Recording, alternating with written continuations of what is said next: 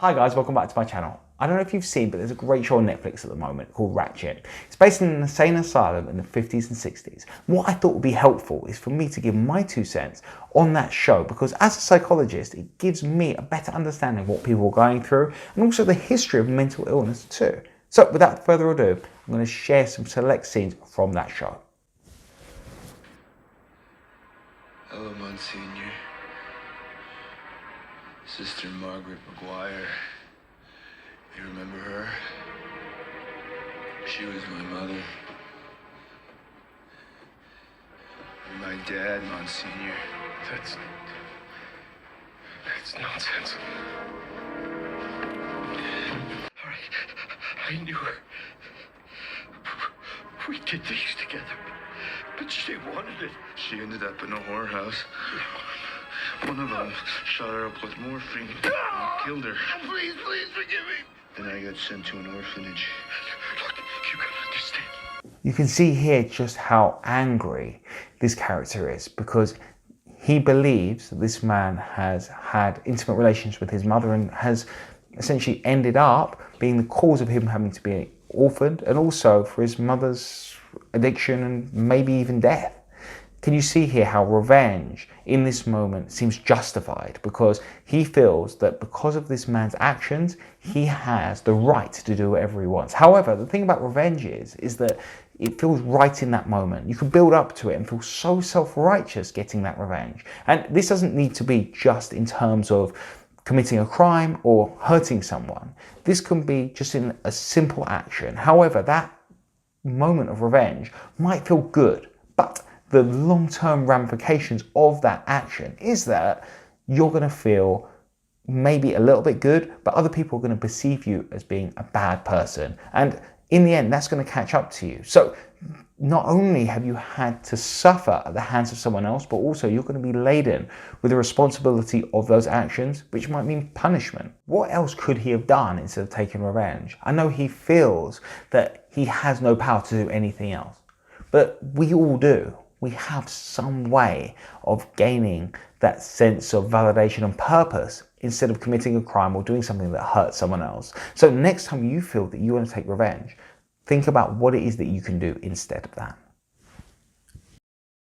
Now you're gonna suffer.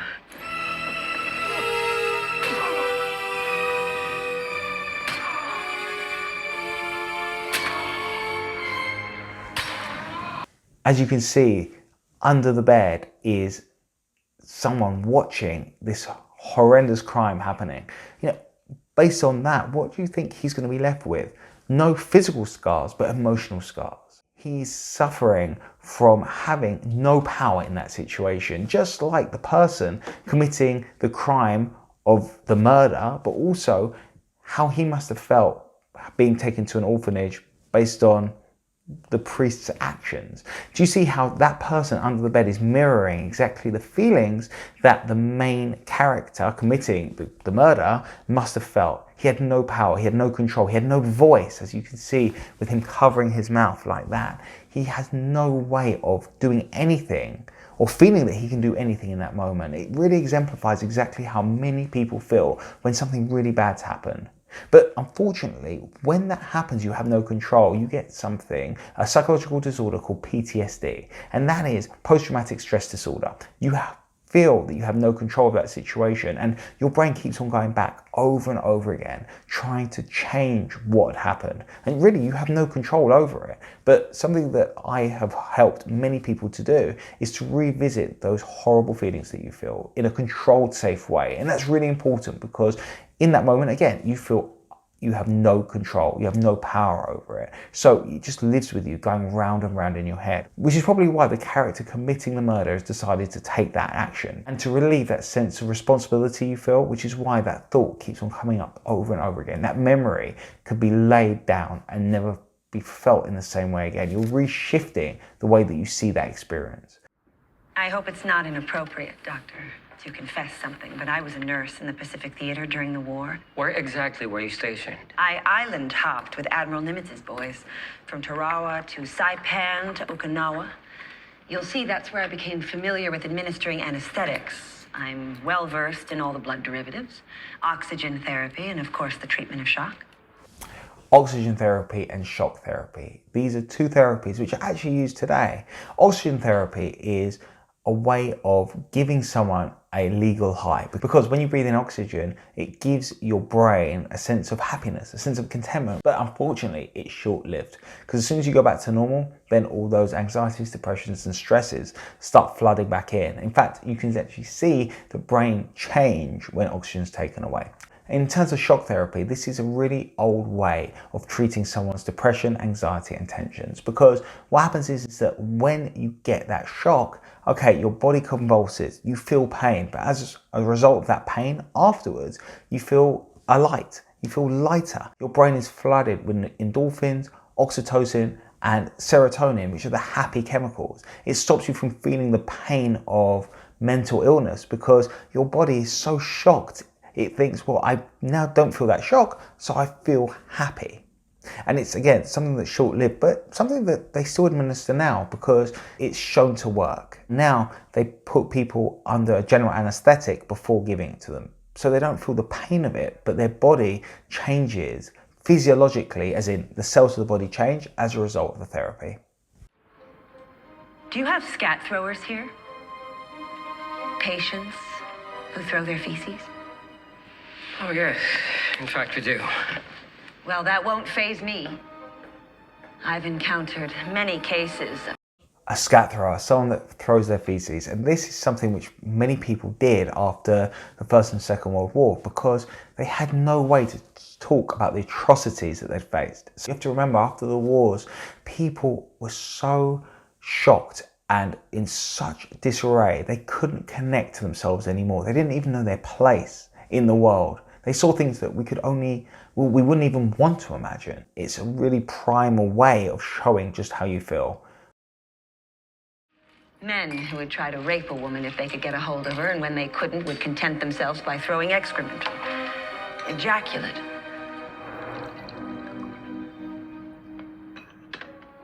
But I was not deterred, Doctor. In fact, I was invigorated. Because I was a member of the most unsung profession we have in this country. We had a saying in the Corps: save one life and you're a hero.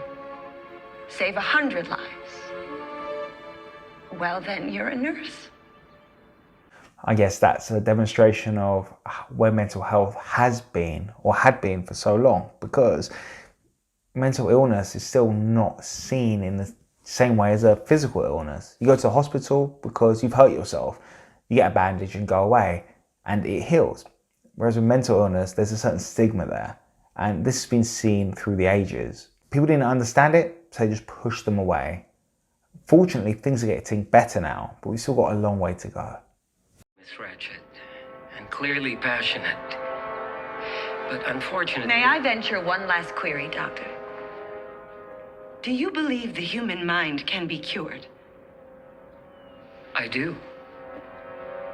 But it's not about belief. It requires no act of faith. I've seen it with my own eyes. I have not. But I hope you believe me when I tell you it is all I want in the world. Cure, that's something really interesting, isn't it? Because, again, we go to the hospital and we get cured of a disease. Unfortunately, the brain doesn't work like that. Because we've had so many different experiences, so many different circumstances we've lived through, everyone's got their own story. It doesn't work in the same way as a physiological, as in a bodily disease or harm done to the body.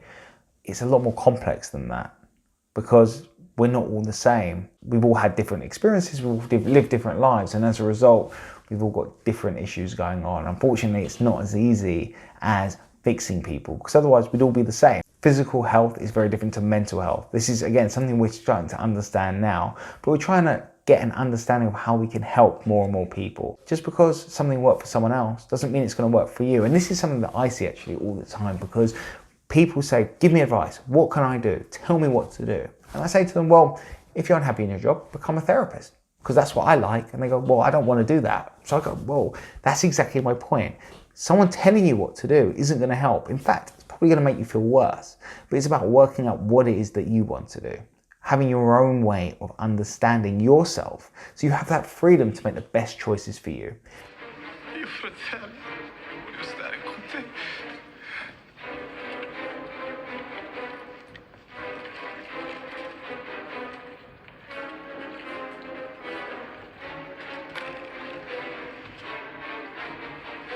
Interesting looking at how medication has been used throughout mental health, because nowadays what we're finding is that there's a more holistic approach, which means drugs are used sometimes, but also talking therapies. As a counsellor or talking therapist, you might think I'm against medication, but in fact, what you find is that medication, if prescribed correctly, gives you enough space to be able to talk about what's going on, to relate to your mental distress, and talk it through, to understand it from a different viewpoint. If you find a good counsellor, they'll help you, along with your doctor, to use the antidepressants correctly and also to wean yourself off of them so that you're not needing them all the time. The newborn will become the heartbeat of Lucia, using all the latest advances in assisted therapy to calm even the most troubled mind before we even begin administering a single medication. That's marvelous. That's wonderful. Did you hear that, guys?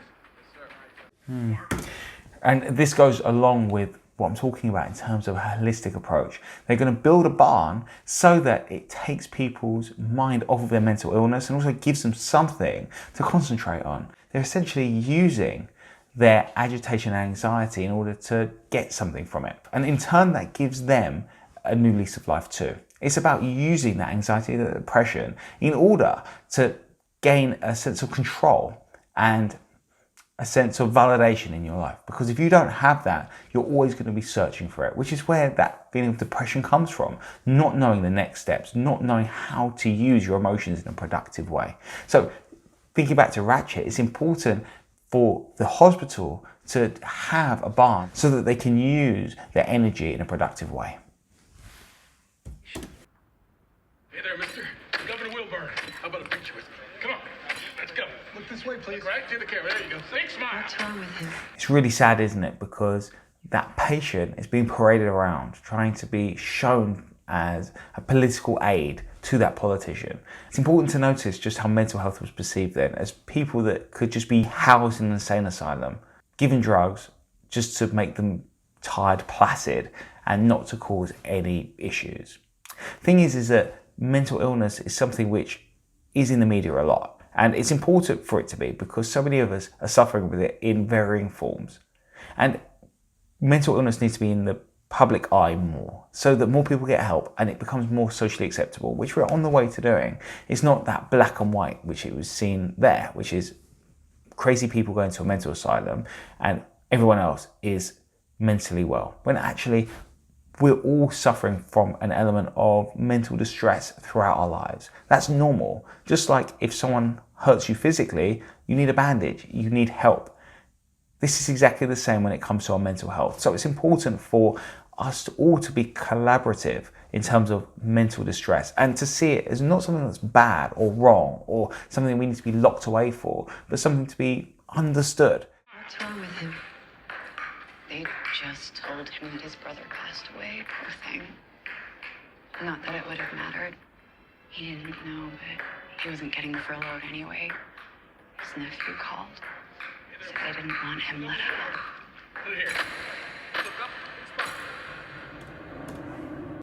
What we're talking about here is bereavement. And in England, you're told you get 2 weeks leave. And after that, you come back to work and you should be okay.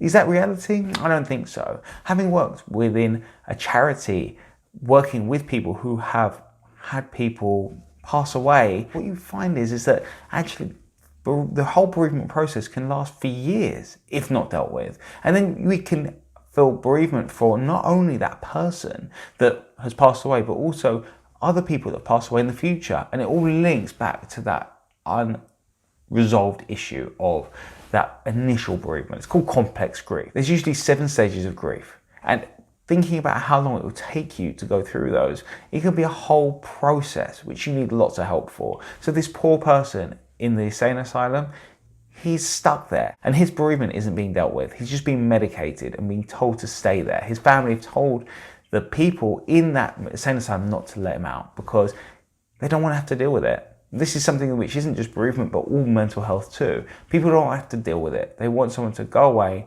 get fixed, and come back. That's not how it works though. We haven't found that magic pill which is going to get everyone feeling happy and content all the time. And that isn't reality, because life does throw us some curveballs every so often. The governor would like a word. How is the patient? Did he pull through? Yes. Fantastic. Look, I told the reporters and the photographers to go upstairs. You'll be on one side of the bed. I'll be on the other, handing you the check for $75. Look at the words here, patient. Personally, I see clients. I see people that want to come and seek help in order to improve their lives. And that's the way that we should be seeing mental health.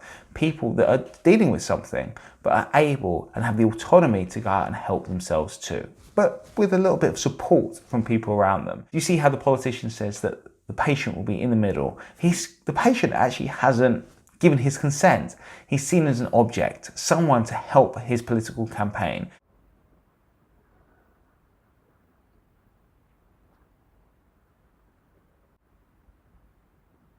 I'm sorry about your brother. I know how you feel right now, not being able to be with him. Told that you're mad, when that's what's driving you mad, isn't it? I know how that feels. Empathy. This is something that's so important when it comes to me seeing my clients. I've never been through their exact experience, but I can draw on my own life experiences to give an empathetic base, a way for us to feel the same emotions and to explore them together. Probably the most important part of the therapeutic process is learning how to empathize, to feel that other person's pain and to be able to address it together, to be able to see it, understand it, draw from it, but also have an ending to that story. So it's not just going round and round and round over and over again.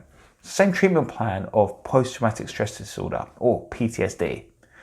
Understanding what's gone on and then drawing up a conclusion to it, which makes you feel in control. It's also something which I talk a lot about in my dreams video, because we have the same repetitive dreams going round and round. But if we leave them going round and round, they'll just keep on coming up. It's about finishing that dream or finishing that experience so you gain an element of control from it. I hope you've enjoyed this video, and I hope it's taught you that whatever's going on in life, you have the power and control to do something about it. You just maybe need to see it from a different point of view, or embrace it and say, what can I do in order to gain mastery and control over it? On that note, I wish you all the best. Remember to like this video, subscribe, see plenty more to come. If you've got any questions you want me to answer, leave them in the comment section. I'll do so in a future video. See you soon. Take care. Bye-bye.